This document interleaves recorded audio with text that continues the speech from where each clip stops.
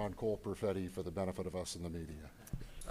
Again, I think that obviously, I had a conversation with Cole's representatives there this morning, and we're looking at things and trying to make it work.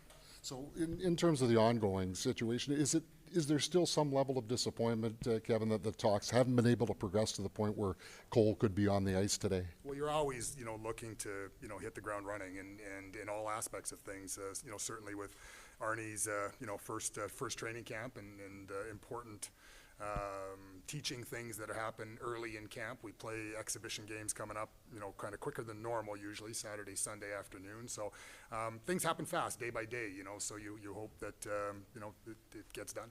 But it's generally encouraging, though, from so far? Well, again, I think, at this stage of things, it's the focus is on, on getting done. And if it's done, then it's encouraging. When it's not, there's work to be done.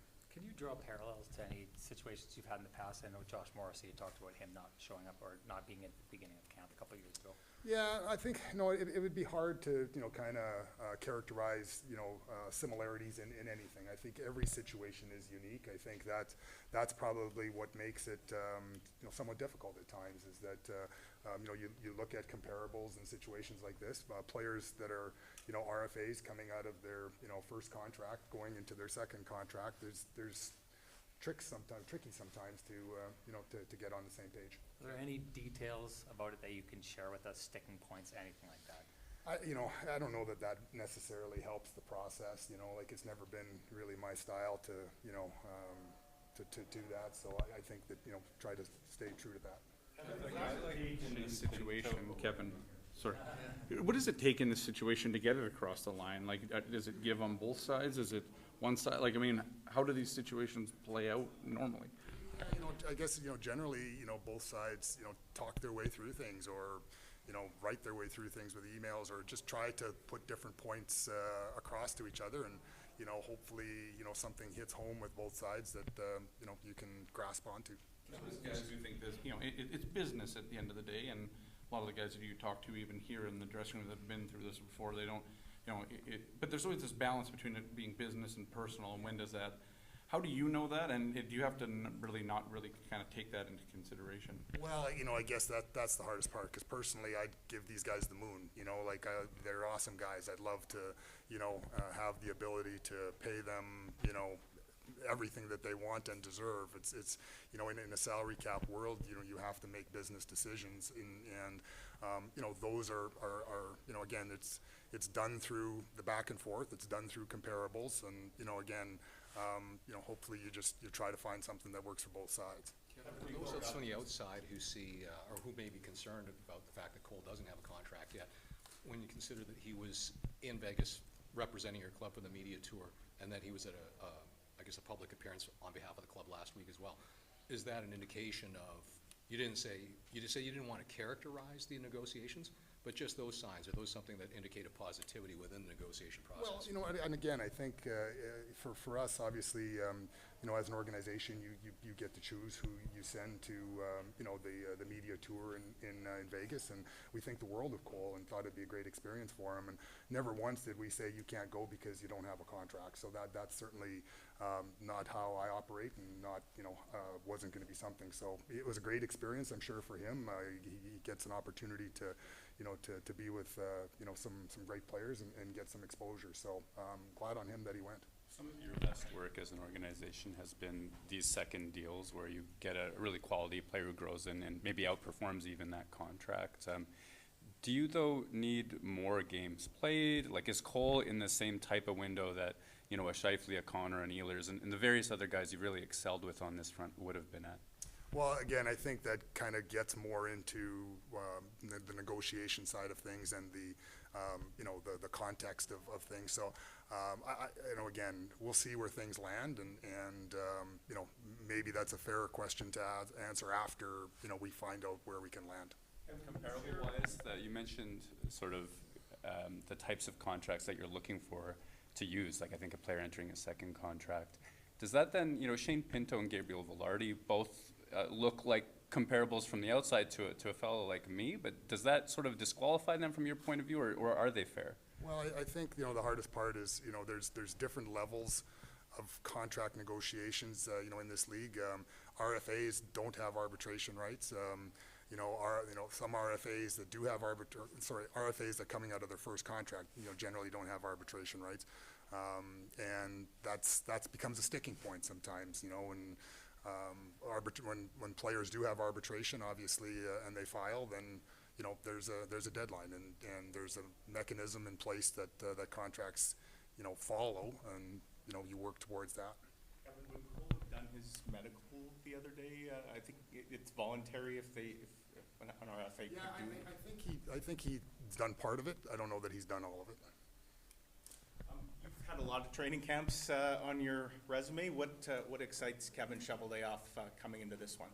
Well, again, the opportunity to speak to the guys, yesterday at our opening dinner is always something that I relish. I'm not a guy that, goes and makes addresses to the team. That's the coach and that. So I get an opportunity to speak with them, yesterday, and that's an exciting time. The last time that I would have spoken with the majority of them was, at exit meetings last year, and so I kind of reminded or rekindled some of those conversations that we had with the majority of the guys, and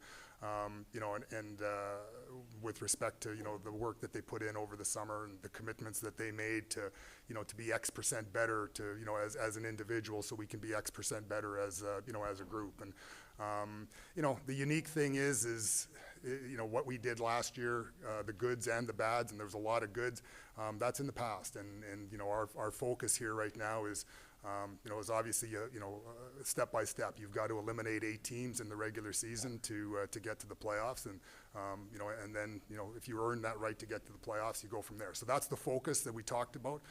That's the excitement level, I think, that we have.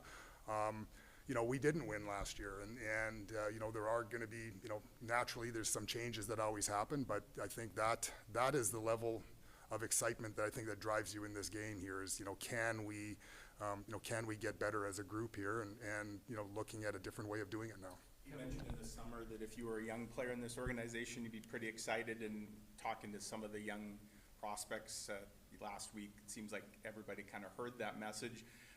Just from what you've seen so far, young stars and whatnot, how would you say your young players have responded to that challenge? Well, I think a lot of them had a good summer of training. We were able to see them kind of midsummer at the development camp in a lot of cases, and then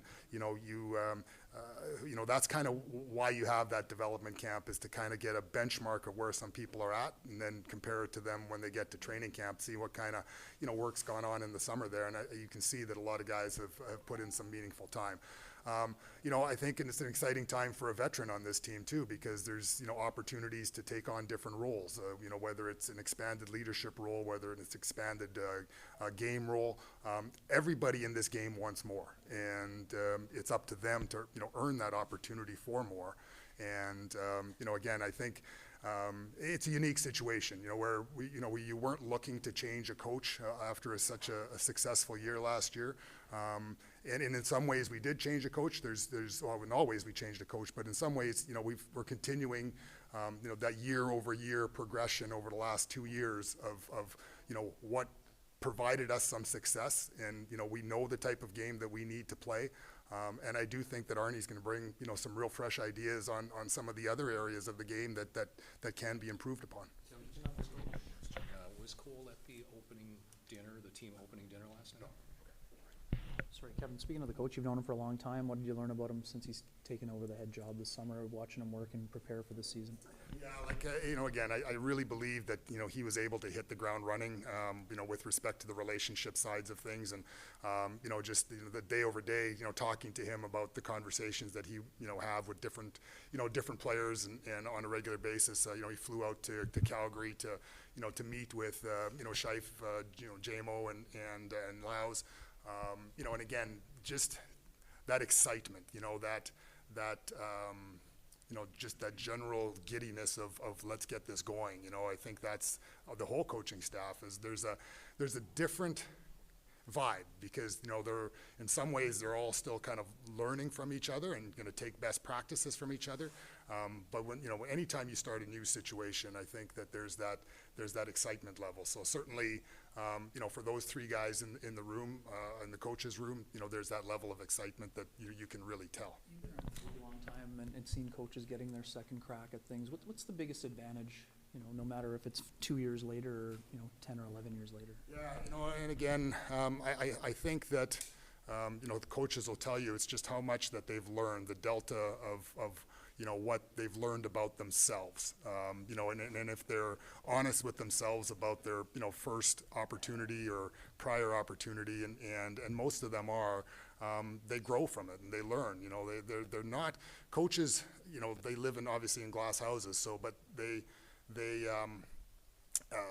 learn from that. They learn, you know, kind of their shortfalls, and if they're humble enough, then they grow from it. And I can tell that, you know, a player like, you know, Arnie, during our conversations, you know, sometimes it's a delicate question you can ask, but, you know, his answers, you know, were full of, you know, kind of like, I've learned now from, you know, Rick Bowness, I've learned from AV, I've learned from, you know, Lavi, I've learned from all these different guys. He talked about all those different things, but you could really tell, you know, 2 years ago when we did, when he, you know, sat down with an interview, you know, it was interesting because, you know, guys like Larry Simmons didn't know him. Zinger obviously knew him, but from a different time. But, you know, his presentation, his preparedness, his conversations, his, you know, mannerisms, you know, just, you know, again, or you could just tell that he was, you know, chomping at the bit to do this again. When he's talked to us, Scott has been really forthcoming. He was saying, hey, these are the things in Columbus that, you know, I probably wanted to do better in my next go. And it also sounds like he's learned from Bonus in terms of empowering people around him. What have you seen from him in terms of how he's interacting with his new staff and making sure that they have everything they need? Well, I think he's been a, you know, an associate coach, assistant coach for such a long time. I think that, you know, he knows what, you know, what he liked about being, you know, in that position from the other guys, what he's learned. So I think he's definitely, you know, empowering them. But I do think that, you know, he's decisive as well. He's got his own thoughts and his opinions. And, you know, generally when you come out of the American League and take your first NHL job, you kind of think you know it all. And I think, you know, this league is very, you know, humbling when it comes, you know, comes to that. So you can't do it alone as a coach. You can't do it alone as a player. You know, it takes a team of coaches, it takes a team of players to, you know, to kind of get that common goal. What are some of the battles, positional battles you're looking forward to? I mean, you know, we talked so much last year about depth, so many double-digit goal scorers. You've also got depth guys to compete for the top, you know, fourth-line jobs. You've got guys competing for third-pairing jobs. Well, how are you approaching that part of it? With a very open mind, I think. You know, again, you know, one thing you can't control is, you know, injuries or how things go in camp and stuff like that. So you have to kind of keep an open mind. You know, again, I was excited to watch the group play in Penticton there. There's, you know, some guys that, you know, have taken good steps year over year from that standpoint. And, you know, looking forward to seeing them get into the, you know, lineups here and see what, you know, what can happen at the next level. But, you know, again, it's just keeping an open mind, I think, is the, you know, from that standpoint, there's, like I say, there's lots of different situations, I think, that, you know, we're focusing on. Kevin, maybe a bit of a big question, but over the summer, a lot of good teams losing players, a lot of teams on the lower end getting pretty aggressive. Chicago comes to mind, even San Jose, surprised by some of the things that they added. But how do you see that the league has changed, and where do you maybe see your team's opportunity within that change? Well, I think, you know, the things changed a little bit, obviously, because, you know, we were in, you know, kind of an artificially flat cap situation for such a long time, you know, with respect to, you know, battling our way out of, you know, the business side of COVID. So obviously, you know, the jump in the salary cap, I think, put a lot of money into the market. Obviously, a team like Utah, you know, went into the market, you know, where last year their salaries were on the lower side. So, you know, again, I think it was an interesting time, I think, for a lot of different things. But in our situation, you know, obviously, you know, you have to kind of sit back and take a look at your own, you know, personal situation here. And for us to get better, You know, we need this competition to, you know, from whether it's young guys or whether it's veteran guys taking, you know, the next steps. That's what's important for us in our own organization right now. Whether or not those young players make that jump as it is, I know last year a lot of times if there was injuries, you'd kind of promote from within the lineup and kind of feed, you know, from the AHL at the bottom of the lineup. Do you think that you're getting to a stage, whether they make the team or not, that guys like Chipukov or Lambert are in a position now to jump up and fill maybe top 6 roles in the case of injury? Well, that's up to them. You know, that's up to them to show that, you know, they're ready. That's up to every player to show that whatever opportunity is earned by them, that they take advantage of it. And so whether you're a veteran guy or a young guy, you know, this is all about the Jets winning, and that's you know, every decision that we have made and are going to continue to make are going to be, you know, about trying to put the Jets in the best, you know, opportunity to win. The National Hockey League is a very tough league to, you know, to develop in. You can have a great 5 weeks, 10 weeks, 2 months, and, you know, have one bad month or a couple of bad weeks, and you know, the mental side of it can be very, very tricky for any player. Just one housekeeping, with medicals, did everybody get through that okay? No, I think so. I think, you know, I think there's one player that might have just an illness. I think Nikkanen is, you know, just sick today, day to day. But, you know, there were some bumps and bruises from Penticton that, you know, were kind of questionable, but everything seemed to be good in that regard. Chaz would be good to go. I know he shed the non-contact. So he shed the non-contact. You know, again, it'll be a slower process still for him to get back to, you know, game ready. So we'll just kind of take it day by day with him. But excited to see him out there, and he generally looks like he's moving well. Like the surgery he had is not a traditional one, not an easy one that, you know, when he had it, the doctors were very, very cautious about saying, like, the rehab is going to be very intense.